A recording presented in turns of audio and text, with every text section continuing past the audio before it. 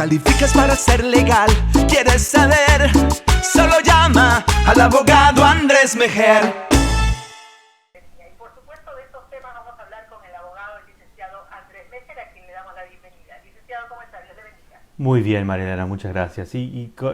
Mira, el pobre Jorge, siempre hablamos de Jorge o María. Eso porque no voy a hablar, no voy a usar los nombres reales. Entonces, siempre si es un muchacho es Jorge, si es una mujer es María. Punto. Pero no yo. Pero no tú sí. No María Elena Cruz. Bueno, espero que no tuviste este problema. Sí, te podría ayudar, pero, ¿me entiendes? Es difícil. Espero que no lo tengas. Así es. Bueno, licenciado, a mí me está llamando mucho la atención el primer tema del que hemos mencionado, que es el acuerdo que hubo con México y cómo puede esto afectar a las familias.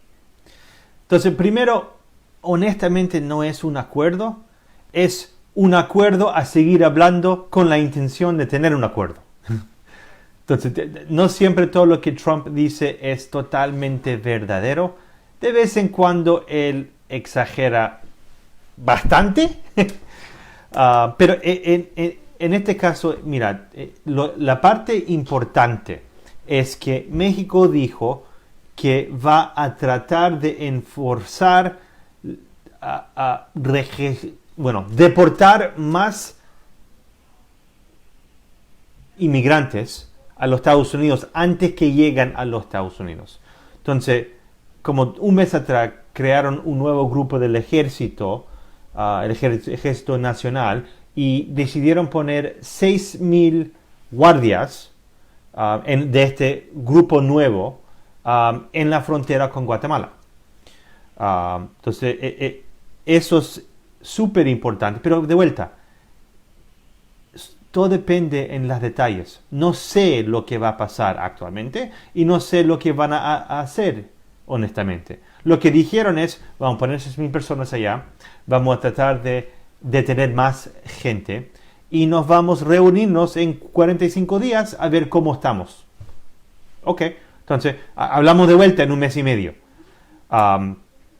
Pero esto es lo que Trump quiere. Él quiere un acuerdo con México, que México dice, yo, México, soy un país tercero que es seguro. ¿Qué quiere decir eso? Entonces, si un inmigrante de algún país, imagínate que estamos hablando de Argentina por ahora, donde nació mi papá, viene de Argentina y quiere ir a los Estados Unidos, pero no puede conseguir una visa, entonces va a ir por auto o por bus o yo que sé cómo, pero caminando o, de alguna manera llega de Argentina a México y de México a los Estados Unidos. Entonces, este acuerdo va a dejar a Trump decir, tú viniste de México, chao, te regreso a México. Tú anda y tú pides asilo en ese país, porque eso es un país seguro y tú pasaste por ese país en camino aquí, tú deberías haber aplicado para asilo allá y ahí te puede mandar de vuelta sin juicio, sin audiencia con un oficial de asilo, simplemente por decir, tú viste en México, chao, te mandamos de vuelta. Eso es lo que Trump quiere, porque ahí no se tiene que preocupar de, bueno, necesito lugar de detención, necesito más personas que trabajan en la frontera. Si lo puede mandar cada persona que llega, que trata de llegar a los Estados Unidos y pasa por México, lo puede mandar de vuelta automático. Bueno, eso es fantástico para Trump. Es preciso lo que él quiere. Ahora, México, bueno, ellos no están seguros. Bueno, la razón por qué ellos no han entrado en ese acuerdo, número uno, México no está seguro de la violencia que sufre en El Salvador, en Guatemala o en otros países en el centro de las Américas. México tiene los mismos problemas, no al mismo nivel, pero depende de dónde. Hay lugares que uno no quiere ir a vivir en México.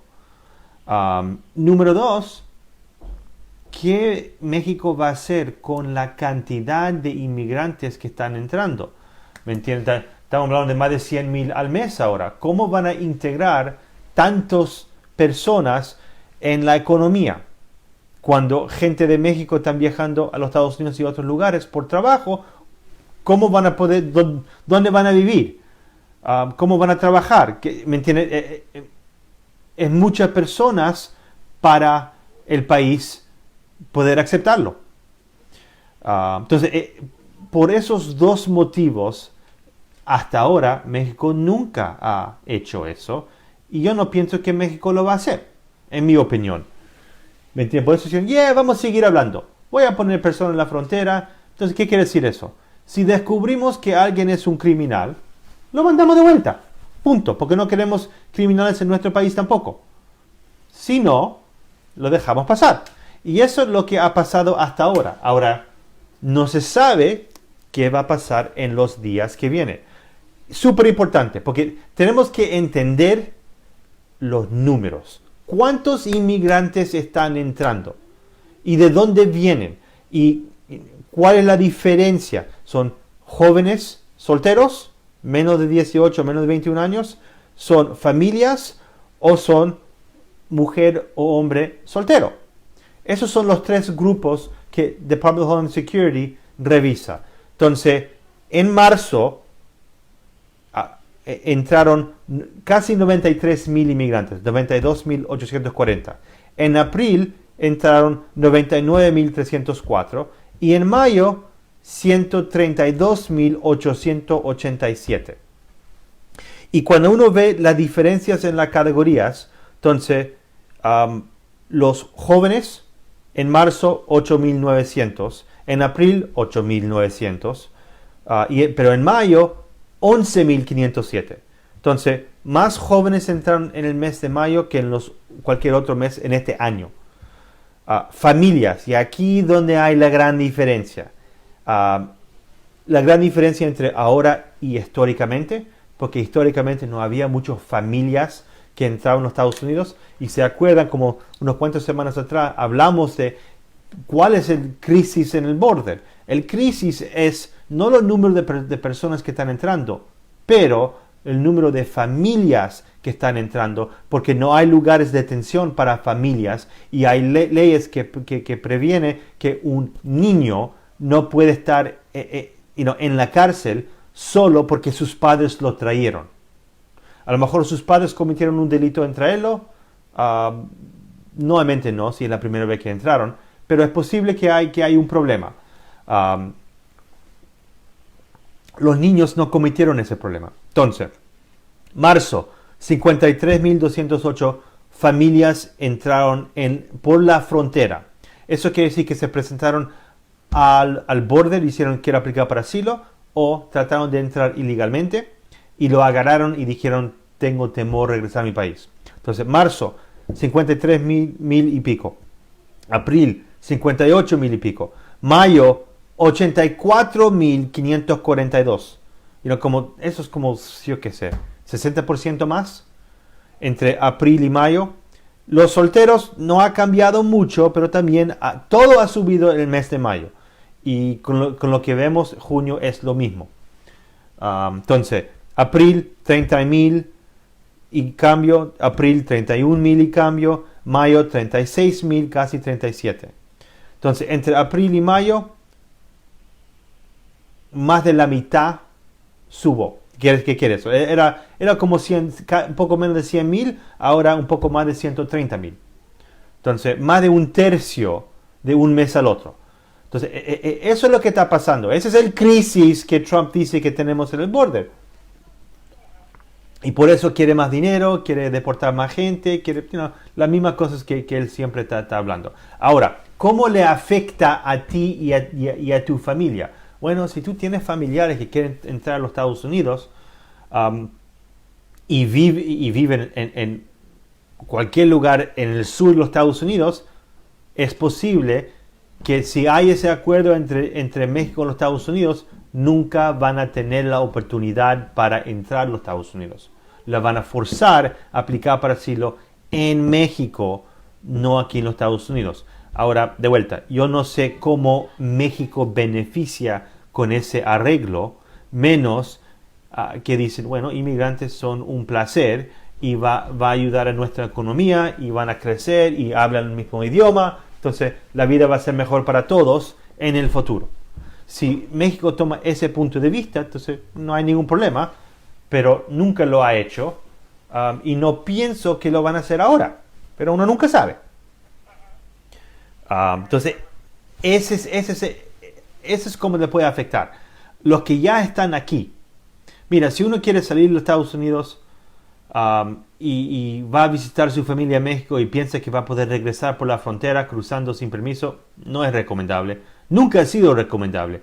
Pero, me entiende, 20 años atrás era relativamente fácil entrar y salir. Ahora ya no es fácil. En ninguna manera es fácil. Y nadie quiere estar detenido 3, 4, 6 semanas hasta que le dan la oportunidad para ir ante un juez y tener un juicio o aplicar para fianza. ¿Me entiendes? Le afecta en el sentido que a lo mejor no van a poder entrar en el futuro. Y si uno está aquí, sale y quiere regresar, más probable no va a poder regresar. ¿Me entiendes? Porque si uno está aquí, está indocumentado, se regresa a México y te encuentran, va a ser súper difícil poder aplicar para asilo cuando hay un acuerdo con México, que México es un país seguro. No es seguro, pero eso es lo que el acuerdo tendría que decir. ¿Okay? Entonces, eso es el primer tema. Entonces, para lo que decían, se ponieron en el programa, mi nombre es Andrés Mejer, soy conferencista, autor de libros de inmigración y soy un abogado de inmigración. Y la primera pregunta era, ¿qué es este acuerdo que Trump y México hicieron y cómo le puede afectar? La segunda parte que vamos a hablar ahora habla de qué pasa cuando tú aplicas para asilo. Si tu familia quiere entrar a los Estados Unidos y quiere aplicar para asilo, ¿qué es el proceso que van a tener que hacer? Entonces, primero se tienen que llegar a la frontera, California, Texas, se tienen que presentar a un punto de entrada. No entrar ilegalmente, pero entrar legalmente y decir, mira, yo estoy aplicando para asilo. Tengo temor regresar a mi país. ¿Okay? Entonces, el oficial te va a tomar, te va a poner en una zona para procesarte, donde inmigrantes sin permiso entran. ¿Y qué es sin permiso? Tú no tenías una visa para entrar a los Estados Unidos. No es que tú aplicaste a la embajada americana por algún motivo, fuiste entrevistado, fuiste aprobado, eso es, y después tú te subes en un avión o un punto de cruzar y ahí te dejan entrar porque tuviste permiso. Eso es entrada legal. Entonces, entrada sin permiso, no estoy diciendo ilegal, porque tú te presentas al border y tú dices, yo tengo temor de regresar a mi país. Eso es una entrada legal. Pero te tienen que procesar porque no tenías permiso antes. Entonces, te van a entrevistar con un oficial y ese oficial te va a preguntar muchas cosas. Nombre, fecha, dónde vives, te van a tomar tus fotos, te van a tomar tus huellas. Van a averiguar que no tienes orden de deportación, que no tienes delitos, que no estuviste aquí antes. Entonces, averiguan todo eso y después te preguntan, mira, ¿tienes temor de regresar a tu país? Si tú dices que sí, vas a tener una entrevista con un oficial de asilo, normalmente es por teléfono y normalmente va a haber con un traductor, pero la idea se llama una entrevista creíble. Quieren ver si, no solo que tienes temor, pero si tienes... Creíble, ya. Perdón, soy gringo. Un americano educado. Para no perdernos, ¿verdad? Sí. Entonces, la idea es para ver si... Entiendo que uno dice que tiene temor, pero tiene que poder explicar que la razón del temor es por algo que la ley protege. Si yo tengo temor porque yo maté 10 personas y la policía me están buscando porque me quieren poner en la cárcel por el resto de mi vida, eso no es algo que está protegido.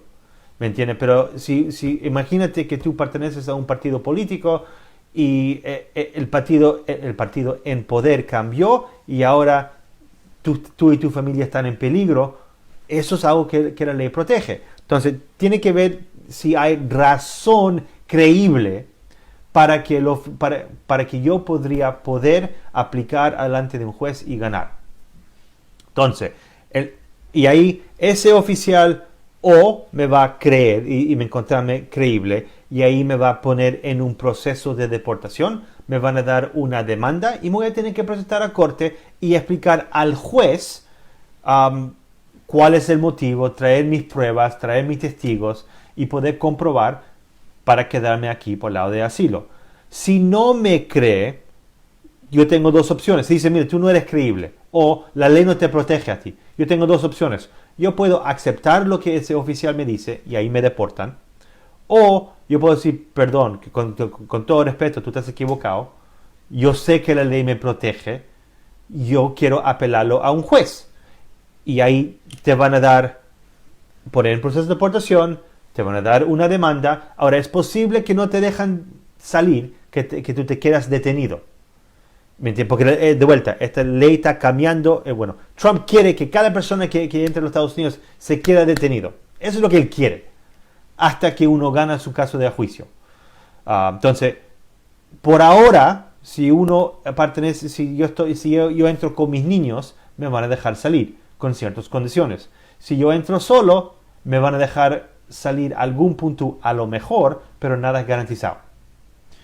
Entonces, en cualquier manera, o porque me creyeron o no me creyeron y quise apelar, yo voy a ir delante de un juez, voy a presentar mi petición para asilo, voy a traer mis pruebas, yo voy a traer mis testigos, voy a hacer mis declaraciones y vamos a tener un juicio y ahí el juez va a decidir, aprobado, negado.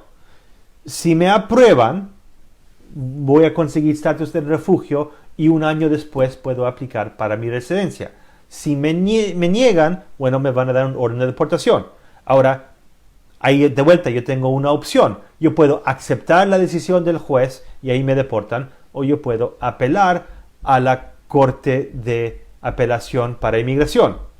Y ahí normalmente no presento, yo aplico y explico por qué el juez se equivocó.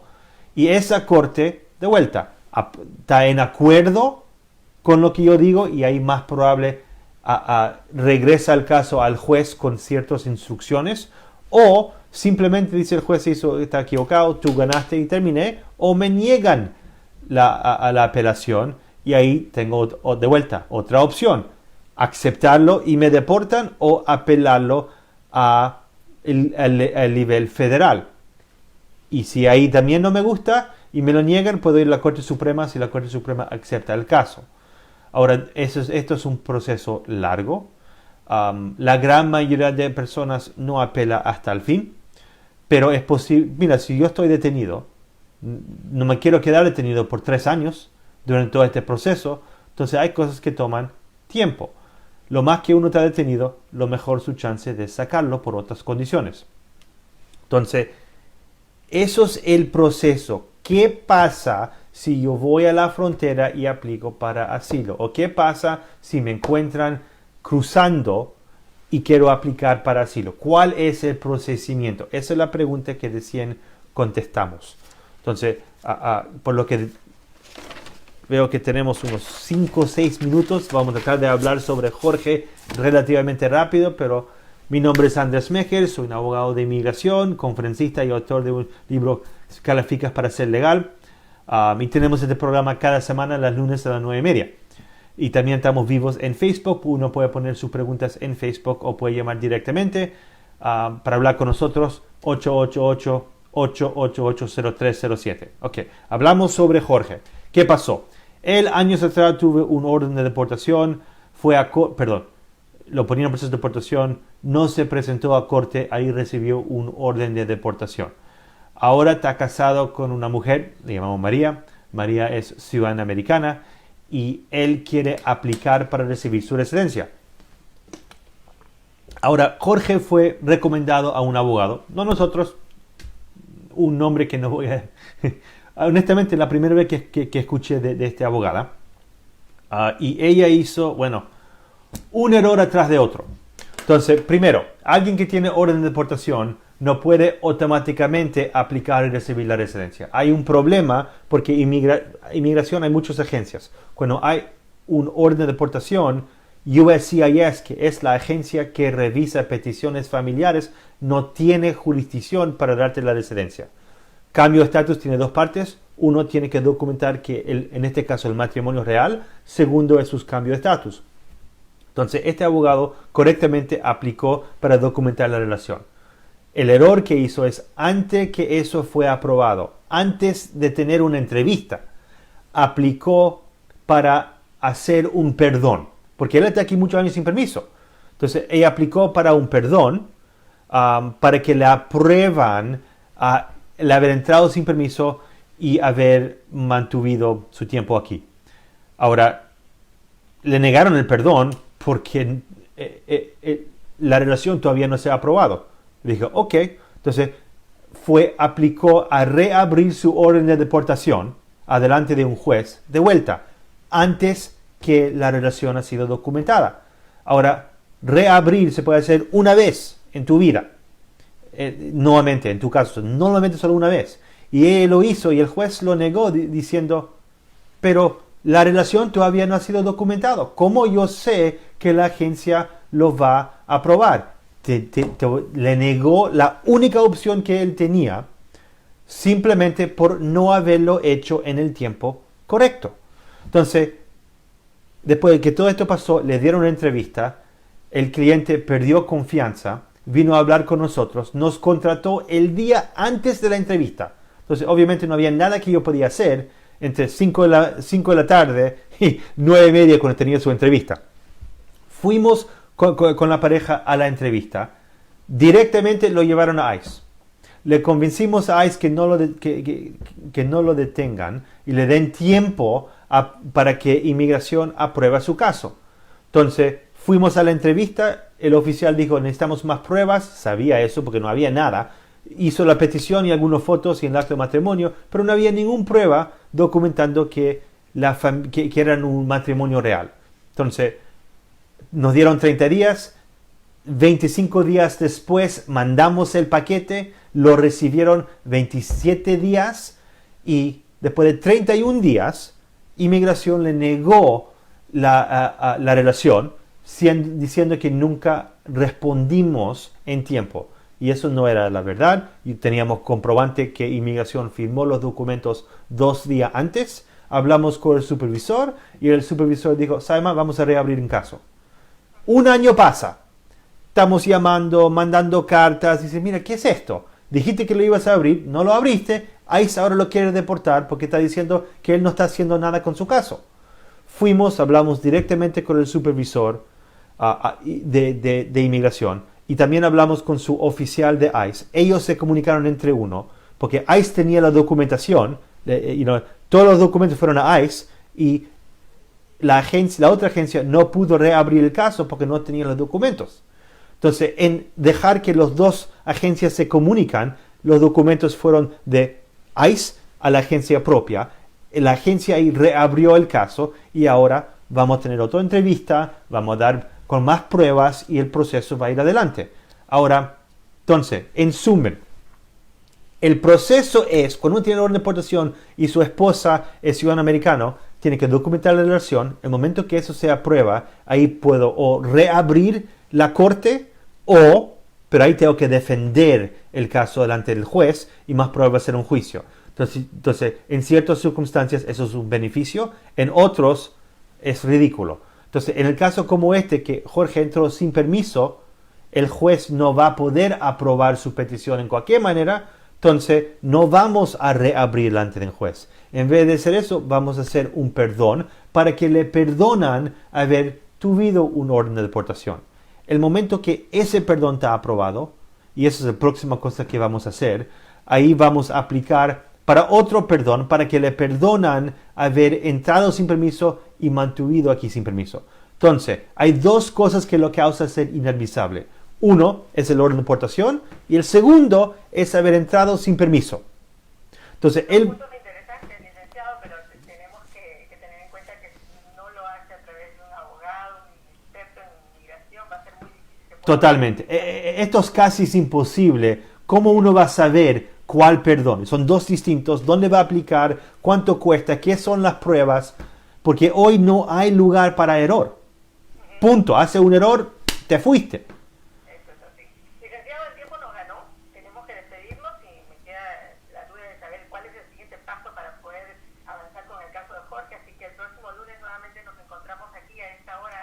Sí. Si quieren saber, llama al abogado Andrés Mejer a 888-888-0307 y te explico cómo a Jorge va a conseguir la residencia. Hasta la próxima. Calificas para ser legal, ¿quieres saber? Solo llama al abogado Andrés Mejer.